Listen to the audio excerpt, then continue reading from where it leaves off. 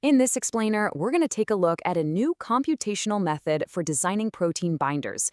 Now, what makes this method so notable is its ability to target a class of proteins that have, for a long time, been considered undruggable. And this could potentially open up entirely new doors for treating a wide range of diseases. So here's how we'll break it down. First, we'll define the core scientific challenge. Then we'll examine the new AI design method itself. After that, we'll see how these designs were validated with experiments. And finally, we'll discuss what this could all mean as a new therapeutic tool. All right, let's begin with the central problem that this research is trying to solve, the challenge of targeting proteins that just don't have a fixed shape. We're talking about something called intrinsically disordered proteins, or IDPs.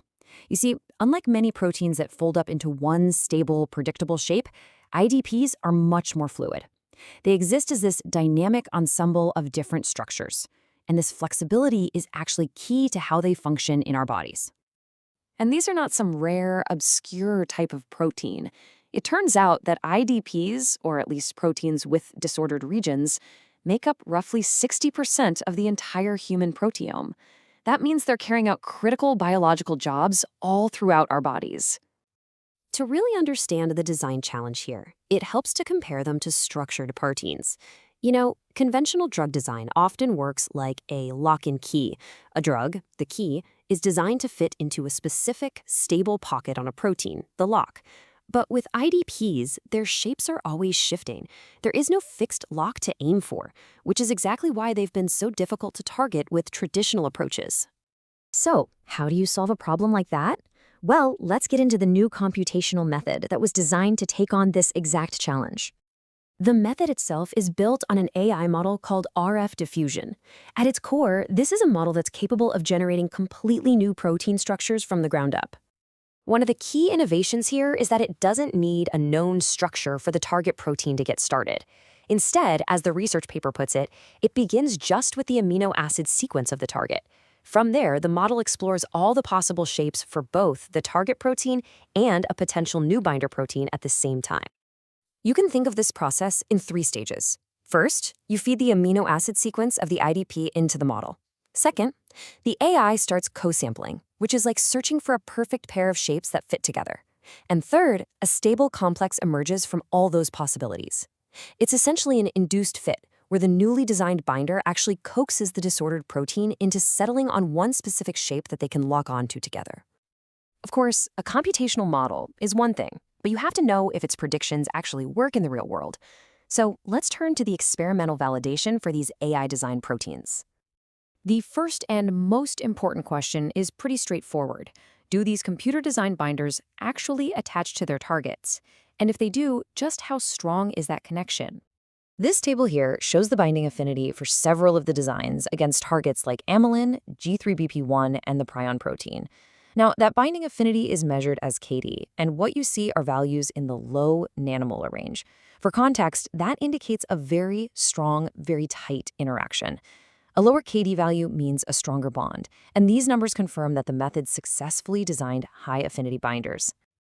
To push the validation even further, the researchers decided to get a high-resolution structure of one of these complexes.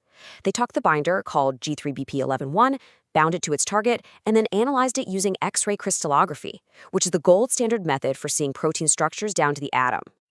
The result was a root mean square deviation, or RMSD, of 0.8 angstroms. Now, an angstrom is an incredibly small unit of measurement. In structural biology, getting an RMSD value under 1 angstrom means your prediction is exceptionally accurate. This was confirmation that the AI model had predicted the real-world structure with remarkable precision. So, we've established that these binders can be designed and that they work just as predicted. Now let's explore what that might mean in terms of their potential functional applications. I mean, it's one thing for a protein to bind to another, but the critical question is, can these binders actually change biological processes inside living cells, especially processes that are relevant to human disease? Let's look at the first case study, which involves that protein G3BP1 we mentioned earlier. This protein is a key player in forming something called stress granules. These are dense clusters inside cells that have been linked to neurodegenerative conditions. When a cell is under stress, G3BP1 proteins tend to clump together, forming these little visible dots called puncta, which are the seeds for stress granules. This chart shows what happens. In control cells, stress causes a lot of these puncta to form. But in the cells that have the designed G3BP111 binder, that formation is substantially reduced. This is a clear sign that the binder is successfully getting in there and interfering with this cellular process. Okay, our second case study zeroes in on amylin. Amylin is an intrinsically disordered protein that can clump together to form amyloid fibrils. This process is a known hallmark of type 2 diabetes and is thought to contribute to the breakdown of pancreatic beta cells. The amylin binders that were designed turned out to be multifunctional. First, they were able to stop the amylin fibrils from forming in the first place. Not only that, they could also break apart fibrils that had already formed.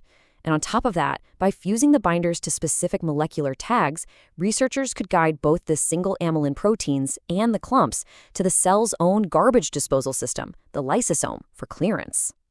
So what we see here is a method that seems to be generalizable for creating high-affinity binders to these intrinsically disordered proteins. The ability to finally target this huge, important, and historically very challenging class of proteins, well, it opens up many new avenues for research and for therapeutic development. It really leaves us with the question of how this new capacity to design for disorder will reshape the entire landscape of drug discovery going forward.